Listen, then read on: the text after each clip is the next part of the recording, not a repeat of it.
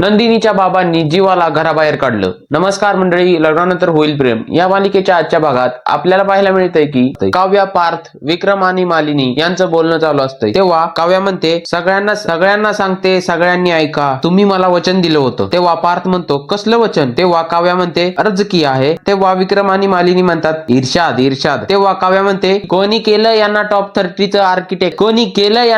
30चं architect, स्वतःच्या मेमरीशी यांचा तुटत चाललाय कनेक्ट. तेवढ्यात विक्रम आणि मालिनी म्हणतात, वा वा बढिया, आणि टाळ्या वाजवू लागतात. तेवढ्यात पार्थ सुद्धा टाळ्या वाजवतो आणि म्हणतो, तुम्ही दोघे जरा शांत बसता का जरा? आणि काव्याला म्हणतो, एक मिनिट, मला आठवत नाहीये तुम्हाला काय वचन दिलं होतं. तेव्हा काव्या म्हणते, अरे तारीख पे तारीख 6 ऑक्टोबर. तेव्हा पार्थ म्हणतो, 6 ऑक्टोबर? तेव्हा काव्या म्हणते, क्लायंट, कांदा भजी, चहा, वचन, रिवाइंड प्लीज. तेव्हा पार्थला आठवतं की काय झालं होतं नेमकं. तेवढ्यात मालिनी म्हणते, किती हुशार आहे माझी सून. तेव्हा विक्रम म्हणतो, मग माझ्यावर तर गेलीये ना. तेवढ्यात काव्या पार्थला म्हणते, काय त्यांनी आठवलं का, तुम्ही मला वचन दिलं होतं. तेव्हा पार्थ म्हणतो, हे बघा, मी दिलं होतं प्रॉमिस आर. तेवढ्यात काव्या म्हणते, made to be broken, I know, पण कसं आहे ना, तुमचे हे जे इंग्रजीचे प्रॉमिस असतील ना, ते मोडण्यासाठी असतील, पण वचन असतात ना, ते निभवण्यासाठी असतात. आणि तुम्ही मला वचन दिलं होतं आणि असं तुम्ही मोडू शकत नाही. पार्थ, तुम्ही काय म्हणाला होता, मागा जे काय हवंय ते मागा, पण नंतर कधीतरी. मग माझं हेच मागणं आहे की तुम्हाला जिंकण्याची एक शेवटची संधी द्या मला पार्थ, प्लीज. हे ऐकताच पार्थ विचारातच पडतो. तेवढ्यात काव्या म्हणते, मला राहू द्या या घरात, संपला विषय. तेवढ्यात आपल्याला पाहायला मिळते की रम्या आणि वसवात्या खाली आलेल्या असतात. तेव्हा रम्या म्हणते, तू अजिबात या घरात राहायचं नाही. हे ऐकताच